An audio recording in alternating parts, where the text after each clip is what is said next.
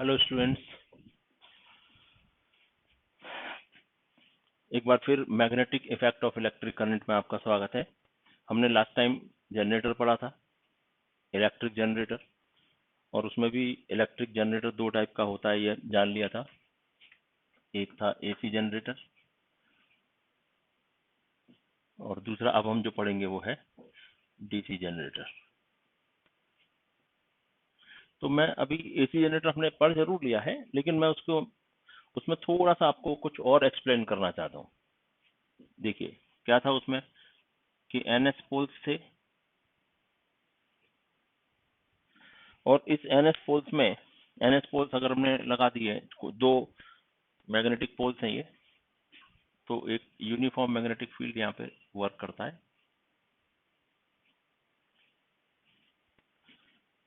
Right. तो इस magnetic field में जब कोई कॉइल रोटेट करती है, ये कॉइल है,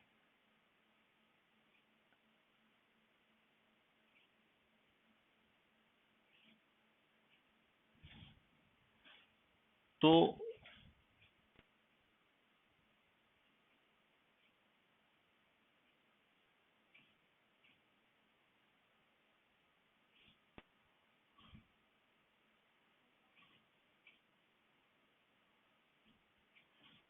ये दो कॉइल्स, दो स्लिप रिंग्स इन्हें कहते हैं, स्लिप रिंग्स ऐसे कनेक्टेड रहती हैं। हमने पिछली बार देखा।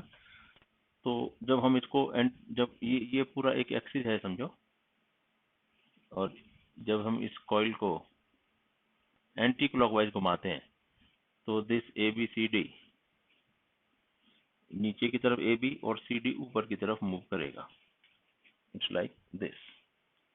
और यहाँ पे हमने एक गैल्वेनोमीटर कनेक्ट किए वाला है जो हमको डायरेक्शन बताएगा, राइट। तो ये स्लिप रिंग C1 C2 है, और ये जो ब्रशेज हैं कार्बन ब्रशेज वो B1 और B2 है।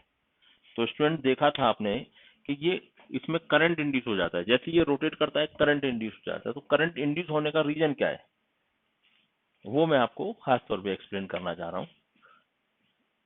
Reason of current induced, reason क्या है कि ये मैग्नेटिक लाइंस को कट करता है। ये जो ए बी साइड है, ये सी डी साइड है, जो मैग्नेटिक फील्ड है उसको कट करता है 90 डिग्री से। Cutting of magnetic lines bye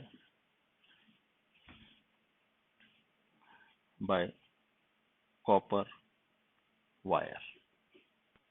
ये जो कॉपर का वायर है ए बी, कॉपर का वायर सी डी, ये कट करते हैं मैग्नेटिक लाइंस को, कट करते हैं मैग्नेटिक लाइंस को। जो कोई कट करेगा मतलब उसको डिस्टर्ब करेगा, ऐसा समझो ना।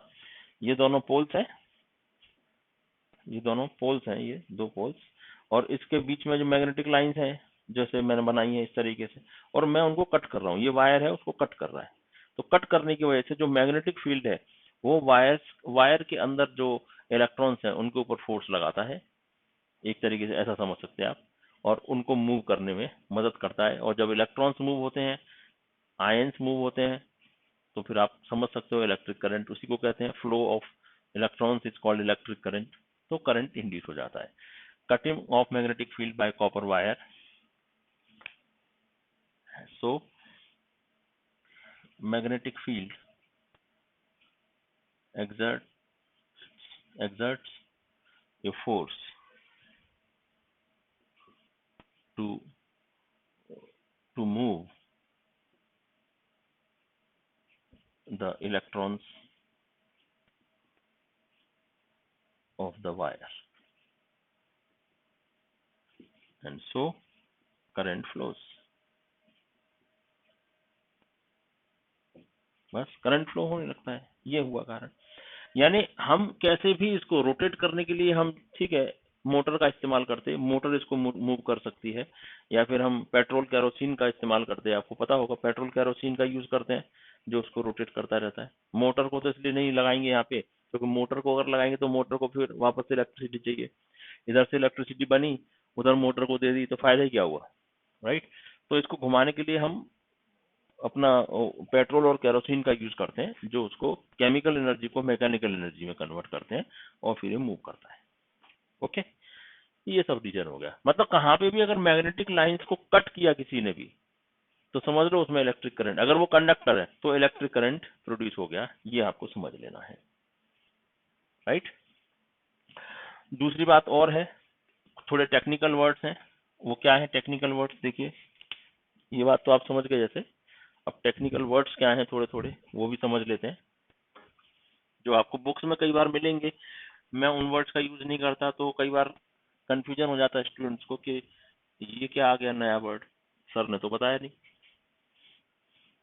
तो वो वर्ड्स क्या क्या है देखो, ये जो कॉइल है ABCD coil, it is called armature. इसको आर्मेचर कहते हैं। कई बार कोई आपको आर्मेचर कह दे तो आप समझ लो कि वो, इसका मतलब एक कॉइल है उसके अंदर की। ये जो NS पोल्स हैं, NS पोल्स, इसको हम कई बार टेक्निकल टर्म्स में फील्ड मैग्नेट कह देते हैं। तो आर्मेचर मिला तो समझ लो ABCD कॉइल, फील्ड मैग्नेट मिला तो बोलो तो NS पोल्स। तीसरा, ये कंप्लीट रिंग जो है, कंप्लीट रिंग्स कौन कौन से, C1 एंड C2, इनको अब यहाँ पे कंप्लीट रिंग्स है ना, कंप्लीट रिंग्स, तो इनको कहते हैं, इनका नाम है slip rings.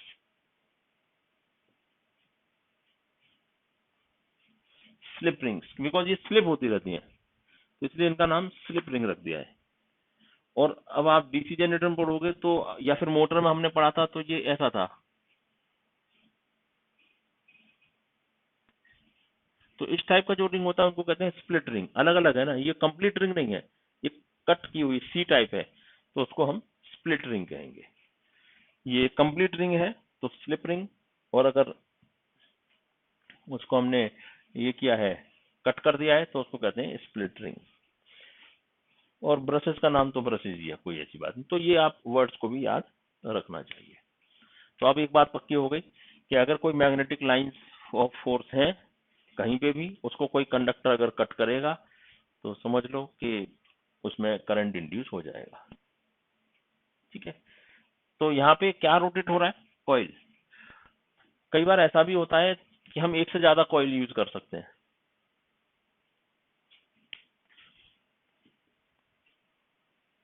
We can use more than one ring, more than one coil. हम एक से ज्यादा कॉइल यूज कर सकते हैं, जैसे एक ये है और फिर हमने थोड़ी दूर पर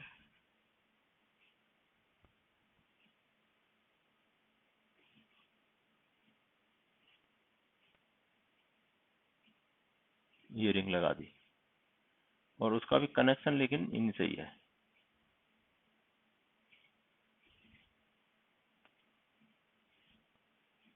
कनेक्शन उनसे ही है, और रिंग लगा सकते हैं हम। तो ऐसी कई सारी जब रिंग थोड़ी थोड़ी दूर पर लगा देंगे तो सब मूव होगा, तो कभी कभी ये, कभी वो, कभी तीसरी, हर एक कॉइल कुछ ना कुछ मैग्नेटिक फील्ड को कट करता रहेगा और हर एक में करंट इंड्यूस होगा, and we will get more strong current, right. ये आपको याद रखना चाहिए। तो ये सब हमने सीखा है, यानी आपको टेक्निकल टर्म्स बताने के लिए बताया है। ठीक है, ये सब लिख लीजिए। अभी हम इसमें ही और कुछ बात भी करने वाले हैं AC जनरेटर में।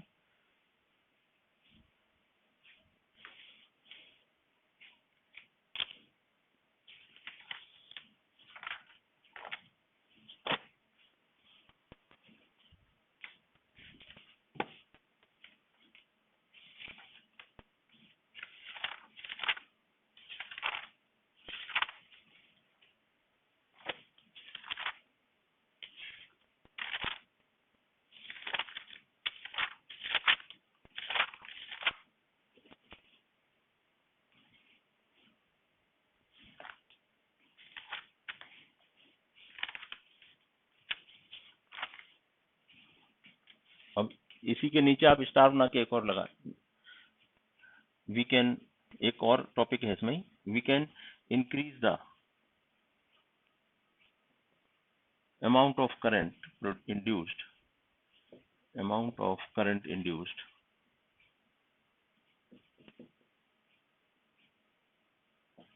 in following ways.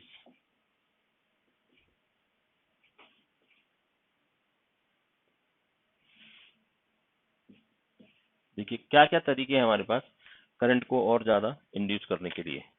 तो एक तो तरीका ये हो सकता है कि हम और ज्यादा स्ट्रॉन्ग मैग्नेट लाएं, जितना ज्यादा स्ट्रॉन्ग मैग्नेट होगा उतना ज्यादा स्ट्रॉन्ग मैग्नेटिक फील्ड बनेगा और उतना ज्यादा वो फोर्स लगाएगा, राइट। तो हम क्या कह सकते हैं, if we use more strong field magnet. अब समझना है, फील्ड मैग्नेट हम टेक्निकल वर्ड का यूज कर रहे हैं। If we use more strong field magnet, more current will induce।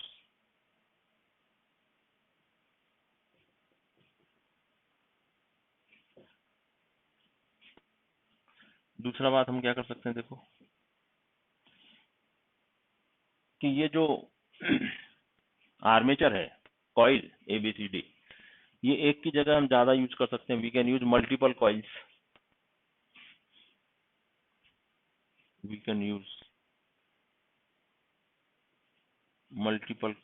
in the armature। Armature में कई कॉइल्स का इस्तेमाल करेंगे तो कुछ ना कुछ कट करता रहेगा मैग्नेटिक फील्ड को और more and more current will induce.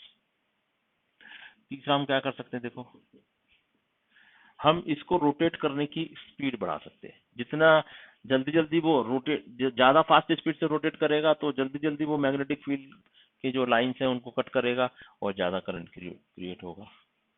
We can increase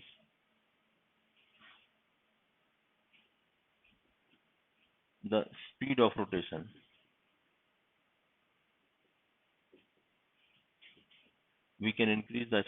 rotation of armature. और फोर्थ काम हम क्या कर सकते हैं इसमें और बढ़ाने के लिए, कि हम आर्मेचर कॉइल्स को स्टेशनरी रखें और ये जो मैग्नेट है उसको मूव करवाएं। तो फील्ड मैग्नेट को जब मूव करवाएंगे that will be more easier and also more efficient. We can make arrangement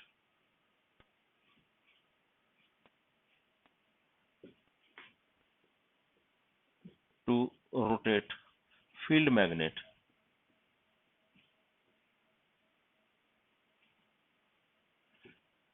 keeping armature stationary।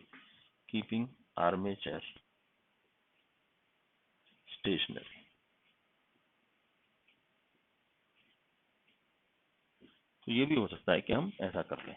तो इन सब तरीकों से हम ज्यादा से ज्यादा करंट, यानी we can increase the amount of current in the coil, बढ़ा सकते हैं। तो हम जितना ज्यादा करंट मिलेगा उतना ज्यादा यूज कर लेंगे उसको, राइट। अच्छा, इसकी वर्किंग को एक बार और देख लेते हैं। हमने लिखने पर ज्यादा जोर दिया था पिछली बार, इसको समझा लेंगे एक बार, ज्यादा कुछ लिखना नहीं है उसमें। देखिए ये सब नोट कर लीजिए आप, मैं तो रब कर रहा हूँ, आप वीडियो को पॉज करके इसको नोट कर लीजिए पहले।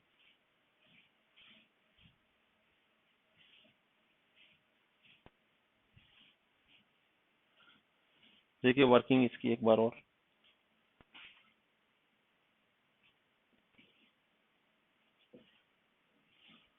सबसे पहला काम हम क्या कर रहे हैं, rotate the armature anti clockwise. Rotate ABCD coil in anti clockwise direction.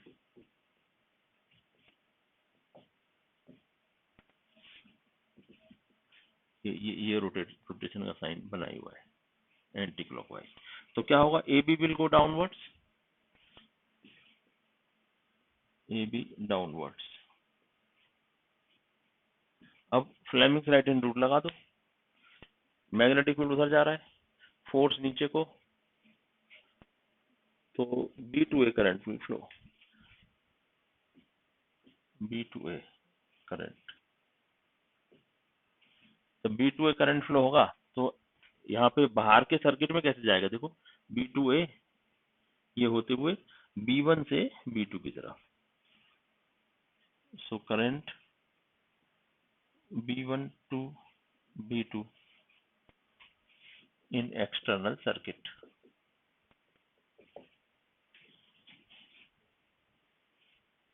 Right, दोबारा थर्ड टाइम। अब तीसरा पॉइंट क्या हो सकता है इसका, देखो थोड़ी देर के बाद, हाफ रोटेशन के बाद CD will come near NS, now CD will come near N पोल। अब जब CD N पोल के नजदीक आ जाएगा तो क्या होगा स्टूडेंट, देखो इसको मैं इधर मान लेता हूँ, ये इधर आ गया ऐसा समझ लो। तो जब इधर होगा CD, तो इससे भी मैग्नेटिक फील्ड उधर ही, और CD नीचे को मूव कर रहा है, तो अब C to D current will flow, hence C to D current flows. और एक्सटर्नल सर्किट में क्या होगा फिर, C to D, जब करंट ऐसा C to D फ्लो हो रहा है यहाँ आके, तो ये CD तो कनेक्टेड B2 से, तो इस बार current B2 to B1, so current B2 to B1 in external circuit। External circuit में B2 to B1 current will flow like this, so current flows B1 to B2, B2 to B1, B1 to B2 like this। तो एक बार B1 से B2, दोबारा B2 से B1, तीसरी बार B1 से B2, यानी it is changing its direction continuously as current changes its direction continuously,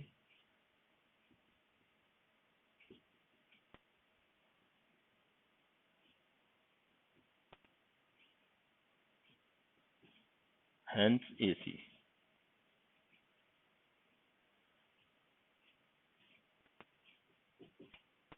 AC current develop होगा, इसीलिए इसका नाम रखा है AC जनरेटर।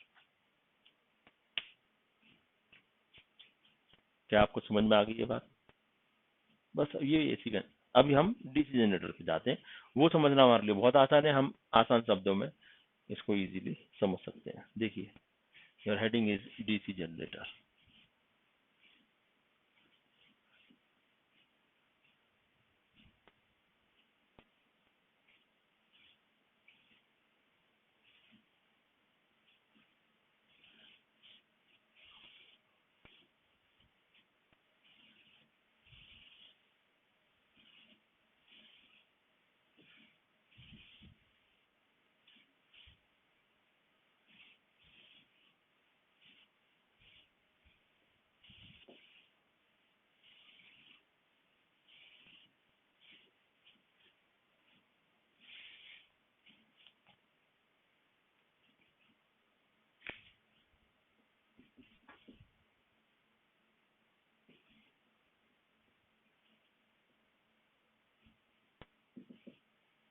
DC जनरेटर में क्या है पहले समझ लो, इसका डायग्राम बना लेंगे। या DC जनरेटर करेगा क्या, it will convert the mechanical energy into electrical energy, but that electrical energy will be, yeah, electric current will be DC type, right? This generator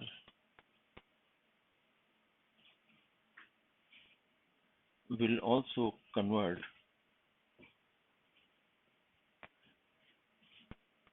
mechanical energy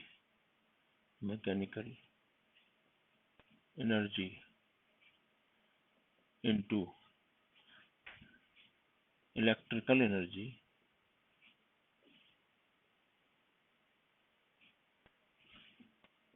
but that will be DC or direct current। वो direct current होगा। Principal क्या है इसका,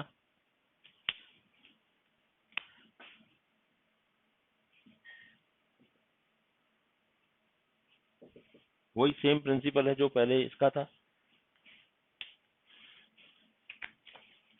इसको correct words में हम लिख देंगे प्रिंसिपल इसका क्या है।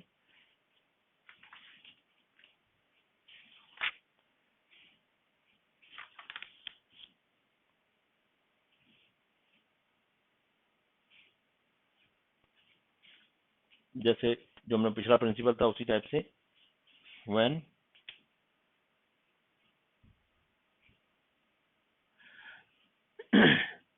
a closed coil rotates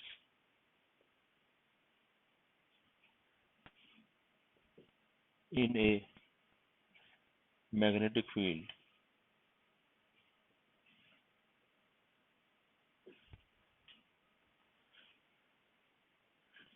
an electric current is induced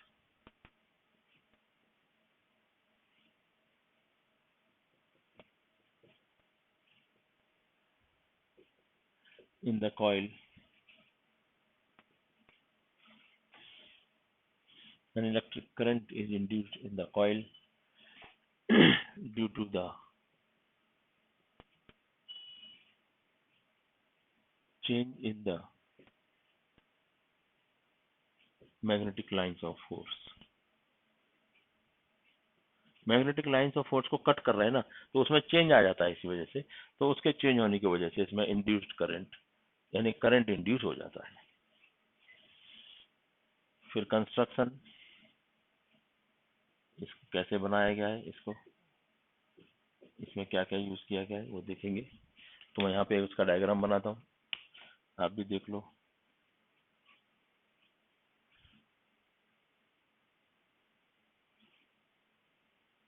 NS एक फील्ड मैग्नेट, तो फील्ड मैग्नेट के दोनों साइड में यानी N to S magnetic lines of force travel करेंगी।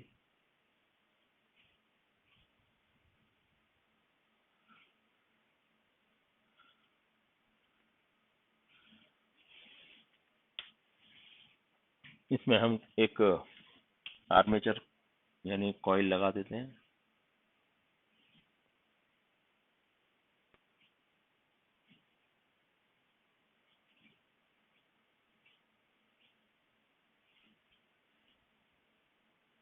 और यहाँ पे अब स्लिप रिंग नहीं है इस बार क्या लगाया है हमने, स्प्लिट रिंग्स। जैसे मोटर में देखा था ना, उसी टाइप के स्प्लिट रिंग लगेंगे। और आपको पता ही है कार्बन ब्रशेस।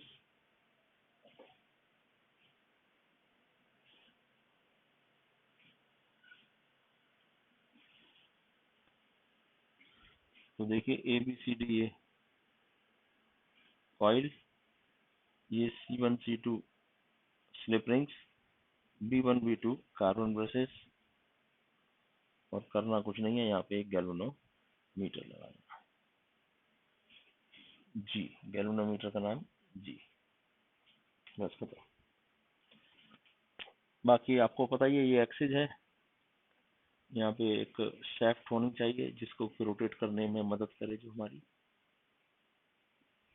अब इसको एंटी क्लॉकवाइज मूव करेंगे। तो कंस्ट्रक्शन में बाकी सब तो सेम है जो आपने पिछली बार लिखा था, सिर्फ we use following components,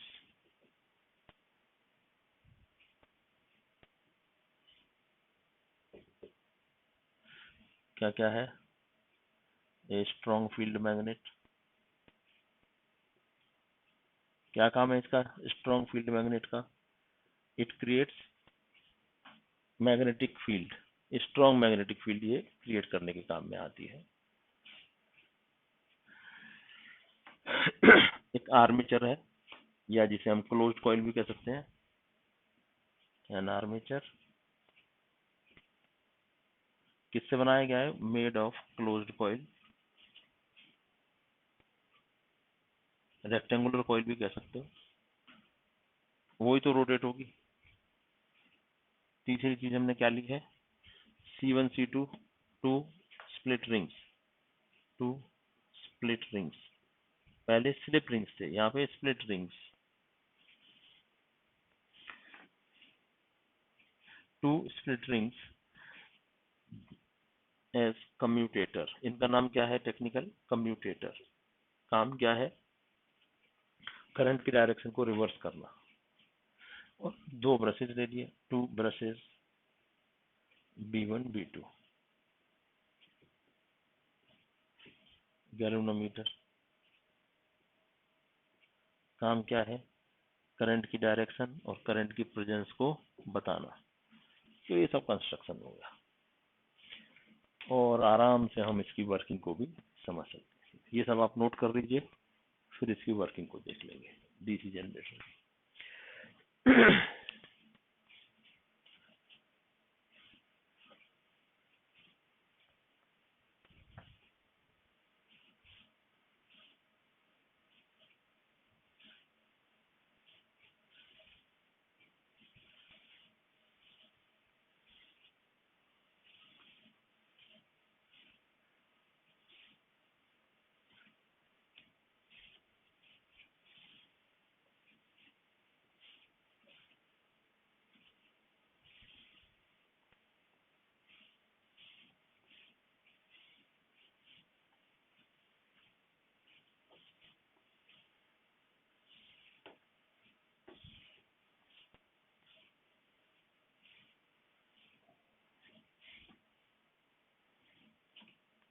working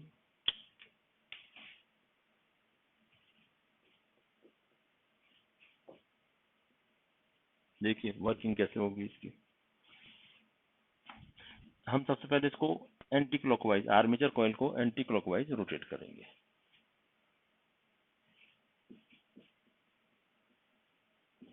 first of all we will start rotating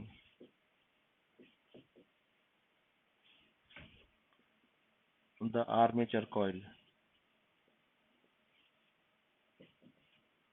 in anti-clockwise direction.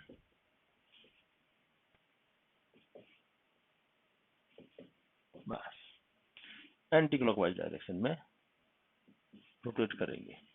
तो क्या हो रहा है student? A B near N pole will go downwards और सी डी एस पोल के पास में दैट विल गो अपवर्ड्स।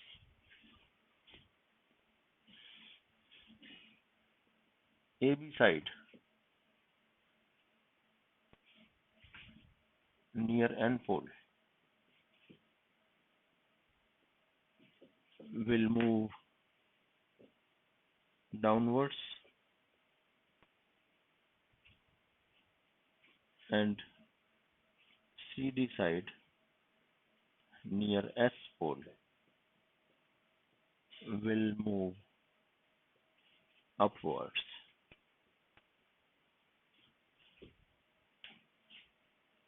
ये डाउनवर्ड्स, वो अपवर्ड्स। तो स्टूडेंट ये बताइए इसमें करंट की डायरेक्शन क्या होगी? अब ये देखो, magnetic field, right hand rule लगाएंगे, Fleming's right hand rule.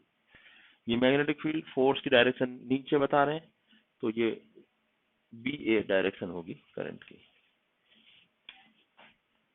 So by using Fleming's right hand rule,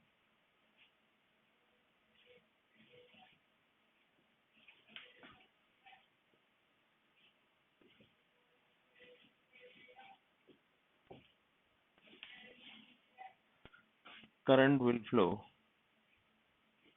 current will induce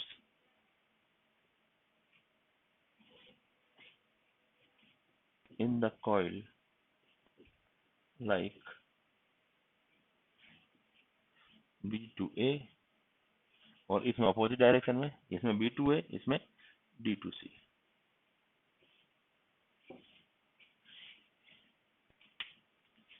ये देखो, ये नीचे था, इसके लिए इसमें B to A, इसमें ये ऊपर की तरफ आने वाला है CD, तो ये CD में ऊपर, ये ऊपर, तो ये D to C।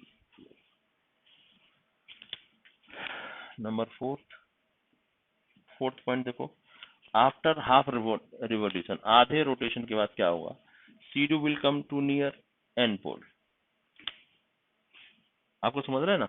एक बार ये ऐसे घूमना शुरू हुआ, तो बाद में घूम के ए बी उधर एस पोल की तरफ और सी डी देखो घूम के एन पोल की तरफ आ रहा है।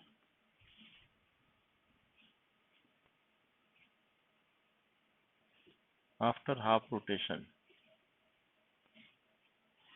नहीं स्टूडेंट, हाफ रोटेशन की बात बाद में करेंगे, पहले एक चीज यहाँ देख लो, ये B2A फ्लो हो रहा है और ये D2C, तो एक्सटर्नल सर्किट में किधर फ्लो होगा करंट, ये ऐसे आएगा, तो B1 टू B2 जाएगा current, so current will flow, क्या, B1 to B2, B1 to B2 in external circuit, external circuit में ये B1 से B2 करंट फ्लो होगा। अब रोटेशन की बात कर लो, आधे रोटेशन के बाद CD N की तरफ आ जाएगा और AB S की तरफ।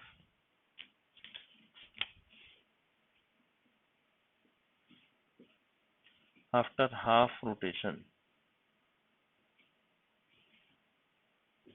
क्या हुआ, CD will come near to N pole, CD side will come near to N pole and AB will come near S pole,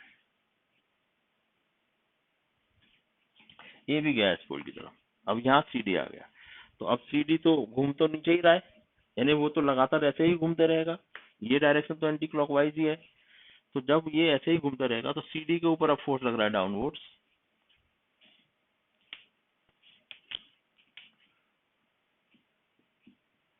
now CD will move downwards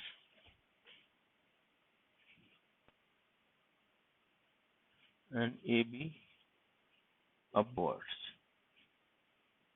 AB upward और CD downward. अब CD इधर है वो downward, तो अब CD में कैसा, ये मैग्नेटिक फील्ड ये डाउनवर्ड्स, तो करंट ऐसे फ्लो होगा, यानी C to D current flow. मैं यहाँ बनाता हूँ आपकी समझ के लिए,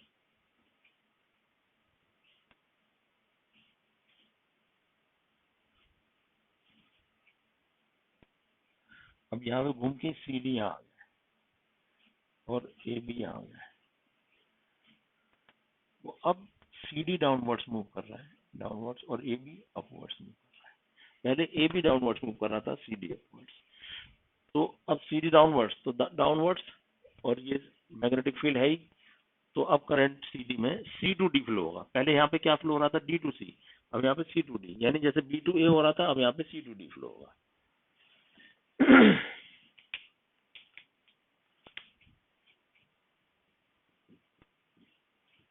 So now current will flow, current will flow C to D and A to B।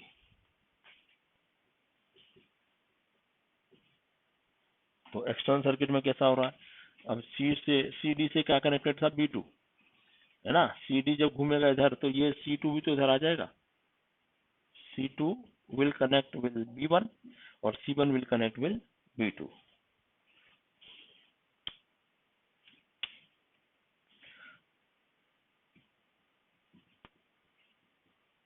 but due to half rotation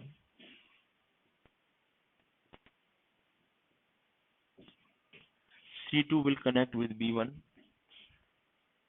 C2 ring will connect with B1 and C1 will B2,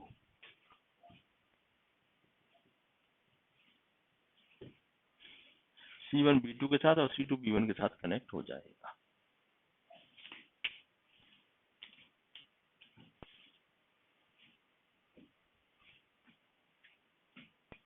तो current external circuit में कैसे flow होगा, C से D हो रहा है, ये देखो C से D, तो ये कनेक्ट होते हुए C2 यानी B1 से B2 ही फ्लो होते रहेगा, इसका मतलब करंट ने अपनी डायरेक्शन चेंज नहीं की, पहले भी वो B1 से B2 ही जा रहा था एक्सटर्नल सर्किट में, इस बार भी वो B1 से B2 ही जाएगा, क्योंकि ये C2 उठ के इधर आ गया ना CD की तरफ से, तो करंट विल ऑलवेज फ्लो, यानी चाहे ए बी इधर हो या सी डी इधर हो, करंट हमेशा B1 से B2 फ्लो होता रहेगा। एक ही डायरेक्शन में रहने की वजह से इसे हम डीसी इलेक्ट्रिक करंट कह सकते हैं। राइट, तो मैं वहां पे ऊपर लिख देता हूँ, ये मेरे पास थोड़ा जगह कम पड़ गई तो एक पॉइंट मिटा के 2 पॉइंट मिटाता हूँ, क्लियर कट लिखने आएगा।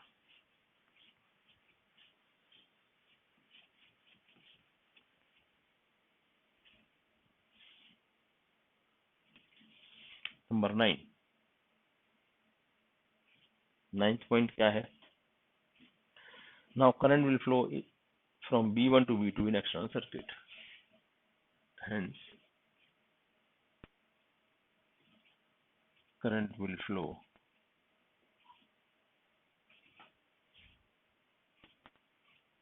from B1 to B2 in external circuit.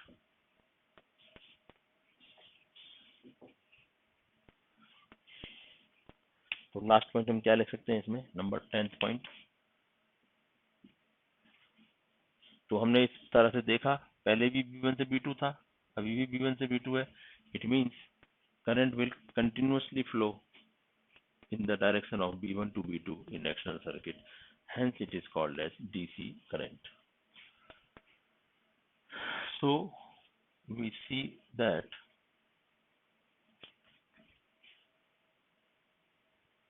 current will flow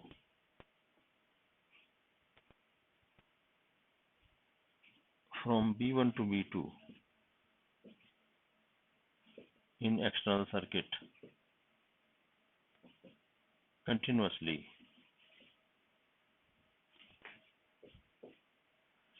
as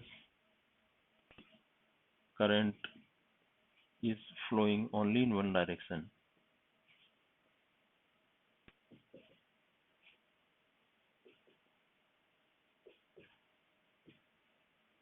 Hence, it is called as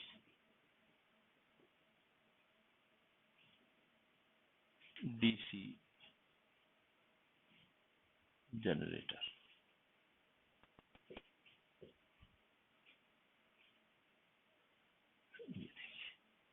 तो ये कंप्लीट आपका। तो what is the difference between AC and DC generator? AC generate करता है, DC generate करता है। सिर्फ इतनी ही बात नहीं है, एसी जनरेटर में हम कंप्लीट रिंग यूज करते हैं, स्लिप रिंग कहते हैं, और डीसी जनरेटर में हम स्प्लिट रिंग यूज करते हैं। यही डिफरेंस की वजह से करंट की डायरेक्शन उसमें एसी में हमेशा चेंज होती रहती है हर हाफ रोटेशन में, इसमें उसकी डायरेक्शन चेंज नहीं होती है, कंटिन्यूसली एक ही डायरेक्शन में करंट फ्लो होते रहता है। राइट तो आप नोट कर लीजिए पूरा, और आई एम श्योर आपको ये पूरा समझ में भी आ गया होगा। और इसके बाद का टॉपिक हम अब स्टार्ट कर सकते हैं, दैट इज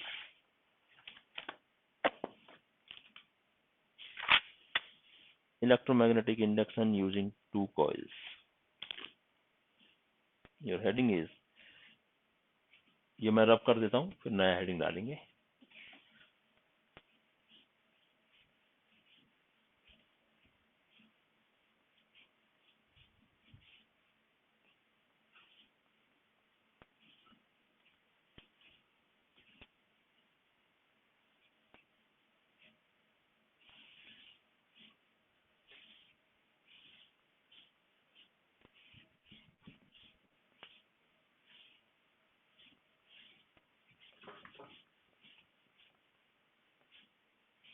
चलिए आप जब तक हेडिंग डाल दीजिए, electromagnetic induction using two coils.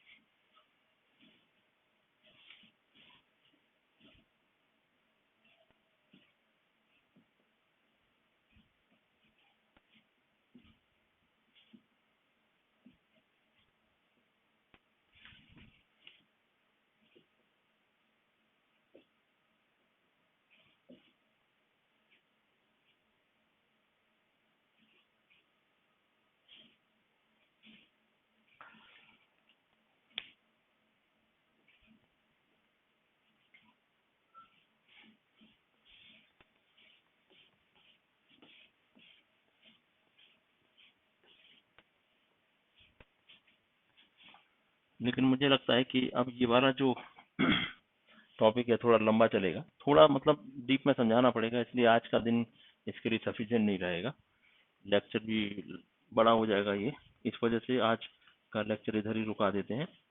देखिए हम कोशिश ये करते हैं कि आपको आधा 30 to 40 मिनट का ही लेक्चर दें, जैसे क्योंकि आपको बहुत बार इस लेक्चर को पॉज करके देखना पड़ता है, समझना पड़ता है, रिपीट करना पड़ता है, तो यही लेक्चर बेशक 35-40 मिनट का हो, लेकिन वो आपको आराम से 1 आवर तक देखने की जरूरत पड़ती है। इसके लिए हम यहाँ पे कोशिश करते हैं 35 to 40 मिनट से ज़्यादा ना हो, राइट। तो आज यहीं रुकते हैं, कल वापस दूसरे लेक्चर में electromagnetic induction using 2 coils start करेंगे। Thank you very much.